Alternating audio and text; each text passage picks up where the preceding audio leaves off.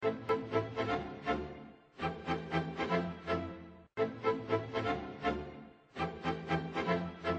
que você acha que os pais podem fazer hoje para evitar a dependência química dos filhos? Orientar da melhor forma possível, não mentir. Eu acho que família ajustada não tem problema com droga. Através da educação, não tem outro meio. Eles devem ter mais atenção, dar mais carinho para os filhos. Deve levar no médico, conversar, no psicólogo. E tem outra coisa que eu acho importante, é religião. É fácil entrar nessa vida, difícil é sair. Explicar realmente as consequências das drogas na vida das pessoas. Esclarecer o máximo possível e estar aberto para no momento que tiver um problema, o filho chegar para conversar com o pai.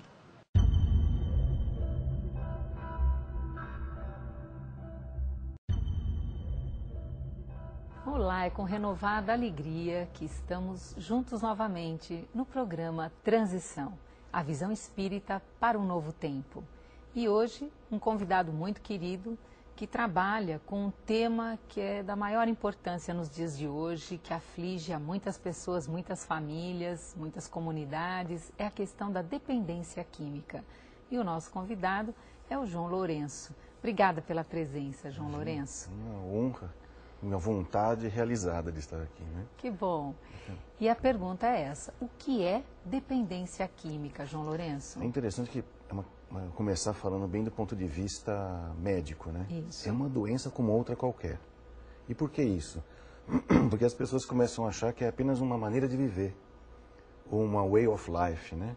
Estar sempre com um cigarro na mão, um copo na mão, ou algum baseado no bolso, ou coisa parecida. Acha que isso é um estilo de vida, né? Que pode trazer problemas. Não. Né? A dependência química é uma entidade nosológica muito bem estabelecida pela Organização Mundial de Saúde, né?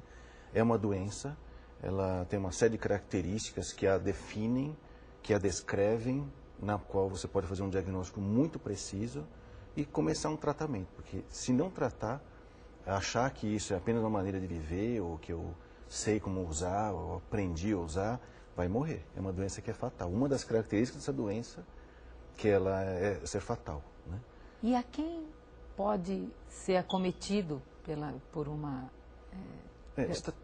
Quem pode pegar essa doença? Quem pode né? pegar essa doença? É interessante que essa doença ela não é uma doença contagiosa, né?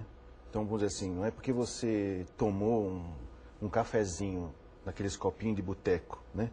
Que é o mesmo que a pessoa toma uma pinga, que você vai pegar a dependência química. Então, isso não é uma doença contagiosa, né? Mas, vamos dizer assim, estatisticamente, observando como é que funciona essa doença, em psiquiatria, em saúde mental, o diagnóstico sempre é pela evolução, não é só por sintomas. Tá. Né? A gente observa que de 10 a 20% da população que passar a fazer uso de alguma substância química psicoativa, pode ser ela lícita ou ilícita, né, vai acabar desenvolvendo dependência química. De 10 a 20%? Exatamente. É uma predisposição genética, ou seja, uma predisposição mórbida. Não dá para saber quem tem. E como se faz o diagnóstico, João Lourenço? É interessante. O diagnóstico, normalmente as pessoas acham, não tem um exame de sangue? Não, não tem. Não tem um exame de ressonância magnética, tomografia, essas coisas? Não, não tem. Esses exames a gente até pede para o dependente químico para a gente poder estadiar as lesões que ele possa ter tido em função da dependência química. Então, existem sequelas leves, moderadas e graves que dá para você determinar com esses exames, que é a parte médica, a parte psiquiátrica, a parte clínica da dependência química. Mas o diagnóstico é feito hoje em dia, seguindo uma técnica do Levin Clark, que é da saúde coletiva, da saúde pública, né? Que é retirar o que a gente chama da história natural da doença.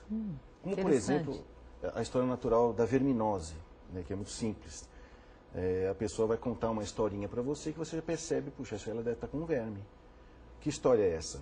Que a pessoa está muito magra, muito pálida, que come muito, que dorme muito. Aí você vai vendo a história dela, ela mora no interior, não tem condições de higiene mínima, mora numa casa sem esgoto, sem água encanada, come o que pega na plantação, que é o mesmo lugar onde ela faz as obras dela, a obra é de evacuar, né? Sim. Aí você começa a perceber que tem uma história, pois tudo isso indica que talvez ela tenha verme. Isso é a história natural da verminose. Okay. A dependência química também tem sua história natural, né?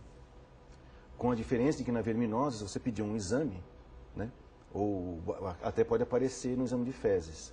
Na dependência química não tem, né? Então, a história natural da dependência química é o que mais faz o diagnóstico. Que a gente divide até essa história em fases para fins didáticos. Sim. A primeira fase é a fase do uso social, onde as pessoas aprendem a usar. Eu costumo dizer que hoje em dia os adolescentes vão namorar com a droga, tentando ver qual é aquele que melhor se adequa, vamos dizer assim. E é verdade, você vai nas baladas hoje em dia, tem de tudo lá, né? Álcool é o de menos. O álcool é a porta de entrada, o cigarro também. Aí eles vão experimentando outras drogas, querendo efeitos cada vez maiores, né? Juntando drogas, inclusive. Né? Hoje está na moda as drogas químicas, né? Que eles dizem que é mais segura, como o êxtase, como o glass, como o doce, que eles chamam que é o ácido lisérgico, né? Que é o LSD, que roda nas festinhas, nas baladas aí, né? Quando a pessoa começa a usar droga, se ela tiver a predisposição à dependência química, ela passa para outra fase, que é a fase da manifestação da dependência química. Essa fase da manifestação é quando a gente observa alguns sinais que são típicos de quem é dependente químico. Primeiro, é a tolerância ao químico. Precisa de doses cada vez maiores para ter o mesmo efeito.